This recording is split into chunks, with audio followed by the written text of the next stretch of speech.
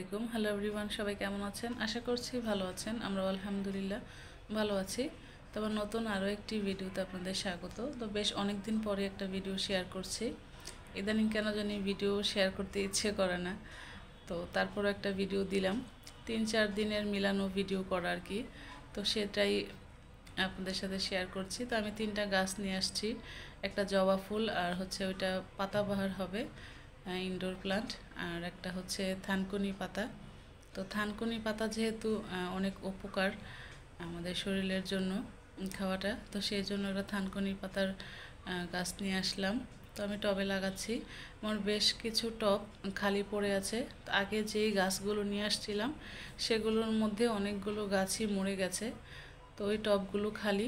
তো এর আগে একদিন আমি সমস্ত টব যেগুলো খালি ওগুলো আমি মাটি ঠিক করে রেখেছিলাম, কম্পোস্ট সার দিয়ে মানে প্রসেস করে রেখে দিয়েছিলাম।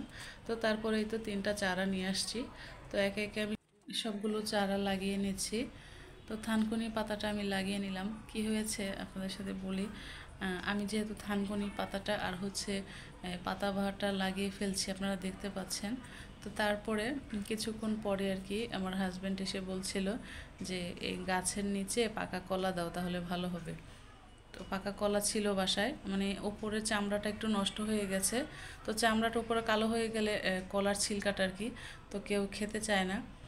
তো ভিতরে কিন্তু কলাটা ভালোই থাকে, ওপরের যখন কালো হয়ে যায় কেউ খেতে চায় না। সেজন্য বলছিল যে গাছের চারার নিচে আর কি কলাটা দিলে ভালো হয়, তো কলা দিয়ে দাও, পাকা কলাগুলো। তো আমি বলছিলাম তো নিয়ে আসো, দিয়ে দিই। তো যেহেতু 2টা লাগানো হয়ে গিয়েছে, তারপরেও আমি পরে আবার করেছি, ওইগুলো আবার বের করেছি, চারাগুলো বের করে আবার নিচে কলা দিয়ে তারপরে লাগিয়েছি। তো এই তো এটার মধ্যে আমি জবা ফুলের গাছটা লাগানোর আগে কলা দিয়ে দিচ্ছি। তো পাকা কলা, এখানে জবা গাছটা যেহেতু বড়, তো আমি এখানে 2টা দিচ্ছি।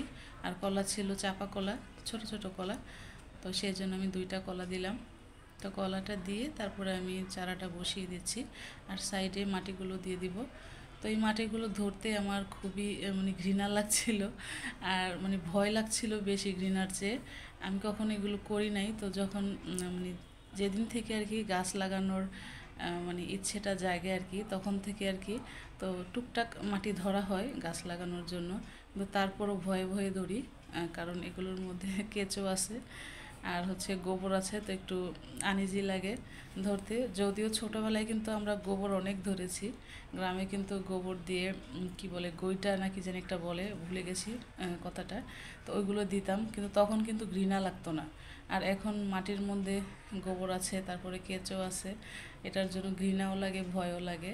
তো দিন দিন অনেক কিছুই কিন্তু চেঞ্জ হয়ে যায়, যত দিন যায় ততই অনেক কিছু চেঞ্জ হয়ে যায়। তো এই তো তারপরে আবার এই যে থানকুনি পাতার চারাটা আমি উঠিয়ে আবারও কলা দিয়ে নিচে লাগিয়ে নিচ্ছি। তো এমন করে আমি ইনডোর প্লান্টটাও লাগিয়ে নিব। তো তারপরে যে আমি হ্যান্ড গ্লাভস পরে নিয়েছি, হ্যান্ড গ্লাভস পরে কিন্তু আমি মাটিটা ধরেছি, এর আগে কিন্তু হাত দিয়ে ধরিনি, ভয় লাগছিল। ছোট ছোট অনেকগুলো কেঁচো ছিল। তাই তো ইনডোর প্লান্টটাও লাগিয়ে নিলাম। তো 3টা গাছ লাগানো আমার হয়ে গেছে। তো ইনডোর প্লান্টটা তো আমি ভিতরেই রাখবো, আর জবাটা আর থানকুনি পাতাটা বারান্দায় রাখবো। বেশ কিছু চারা আমার মরে গেছে, খুবই কষ্ট লাগছিল। এত দাম দিয়ে কিনে এনে মরে গেলে খুবই কষ্ট লাগারই কথা। তো এই তো তারপরে আমি দুপুরের রান্নার জন্য চলে আসছি। তো আজকে আমি রুই মাছ রান্না করব। আসলে এটা রুই মাছ না কাতলা মাছ ছিল, আমি ভুলে গিয়েছি। তো আমানা বাজার থেকে নিয়েছিলাম, মাছটা বেশ বড় ছিল। তো এত বড় মাছ অনেকে হয় কি একা নিতে চায় না, একটা মাছই 8-9 কেজি। তো ওরা পিস পিস করে কেটে কেজি হিসেবে বিক্রি করেছিল, তো ওখান থেকে আমি 1 কেজি নিয়ে আসছিলাম। তো এটা বোধহয় কাতলা মাছ ছিল, আমি বলতে পারছি না সঠিক। তো এই মাছটা আজকে রান্না করছি।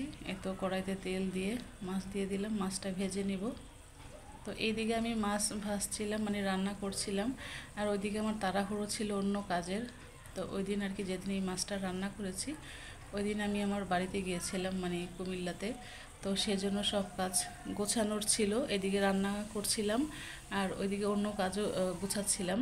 তো ওই কাজগুলো করতে গিয়ে আমার মাছ কিছুটা বেশি ভাজা হয়ে গেছে, এক সাইড দিয়ে আর কি বেশি পোড়া হয়ে গেছে। তো মাছগুলো আমার ভাজা হয়ে গেছে। তো এখন আমি বেশ অনেকখানি পেঁয়াজ বাটা দিয়েছি, 1 কাপের মতো পেঁয়াজ বাটা দিয়েছি। আমার বাসায় যেহেতু ঝোলটা বেশি খায়, আমার ঝোলটা বেশি রাখতে হয়। তো এটা বলতে গিয়ে আরেকটা আপুর কথা মনে পড়ে গেছে। আমার আপু আছে কুমিল্লার, তো উনি বলেছিল আর কি, আমি নাকি তরকারিতে অনেক ঝোল বেশি দিই। আসলে বেশি দেওয়া লাগে, আমার বাসায় ঝোল যেহেতু বেশি খায় এই জন্য বেশিই দেওয়া লাগে। তো এখানে কিন্তু আমি আদা রসুন আর অল্প একটু জিরা বাটা দিয়েছি, দিয়ে কষিয়ে নিচ্ছি। তো তারপরে এখানে আমি দিয়ে দিচ্ছি লবণ, হলুদের গুঁড়া, মরিচের গুঁড়া আর হচ্ছে ধনিয়ার গুঁড়া দিয়ে আবার আমি কষিয়ে। তো আপা আর কি ওই দিন হসপিটালে ছিল, হসপিটালে বসে এই কথাগুলো বলছিল। আপা একটু অসুস্থ ছিল, হসপিটালে ভর্তি ছিল। তো আমার বাসার পাশেই ছিল, আমি দেখতে গিয়েছিলাম। তো ওই সময় বলছিল যে তুই যখন কেকের ভিডিও দেস তখন কিন্তু আমি ভিডিও দেখি, আর যখন তরকারি রান্না করার ভিডিওটা দেস তখন আমি দেখি না, তরকারিতে তুই বেশি জল দিয়ে দিস, এজন্য আমি দেখি না।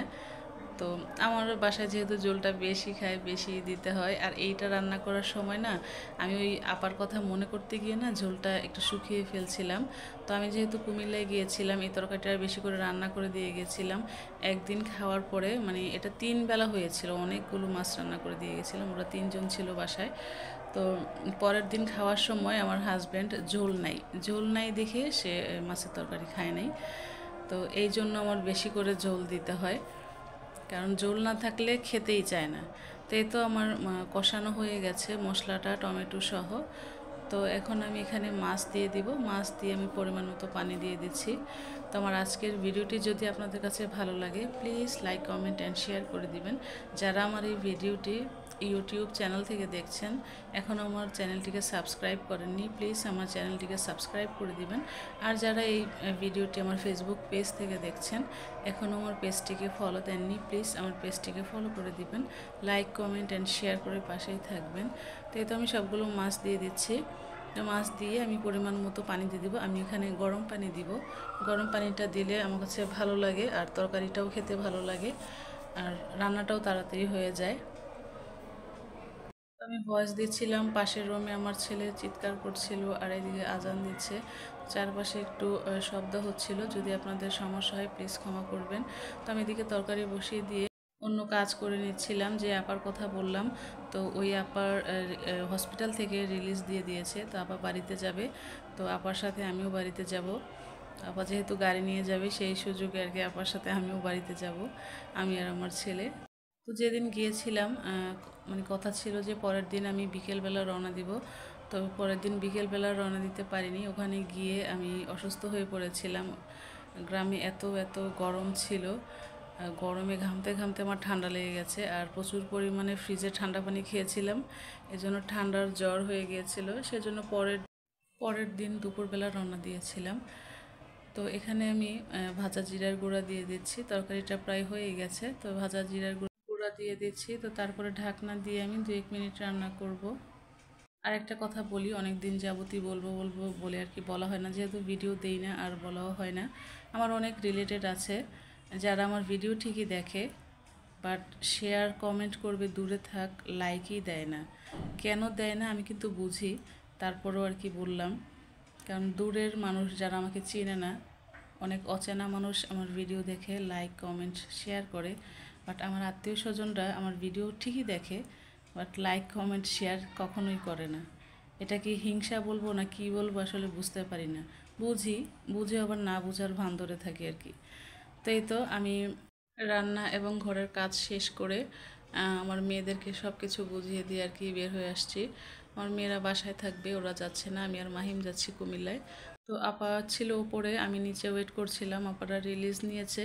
তো কাগজপত্র আর সব কিছু ঠিকঠাক করে আর কি নিচে নামতে কয়েক মিনিট দেরি হচ্ছিল, তো আমি নিচে দাঁড়িয়েছিলাম। তো তখন আবার মাহিমের আব্বু আসছিল। তো আমি যেহেতু কুমিল্লা যাচ্ছি মাহিমকে নিয়ে, তাই একটু দেখা করার জন্য আসছে। তো হসপিটালের নিচে আমি দাঁড়িয়েছিলাম, হৃদরোগ হাসপাতালে। তো বাবা ছেলে দুষ্টামি করছিল ফার্স্টে, কিন্তু আমি যে ভিডিও করছি ওরা কিন্তু জানেই না আমি যে ভিডিও করছি। তো আমার আজকের ভিডিওটি এই পর্যন্তই। সবাই ভালো থাকবেন, সুস্থ থাকবেন, সবাই সবার জন্য দোয়া করবেন। আসসালামু আলাইকুম, আল্লাহ হাফেজ।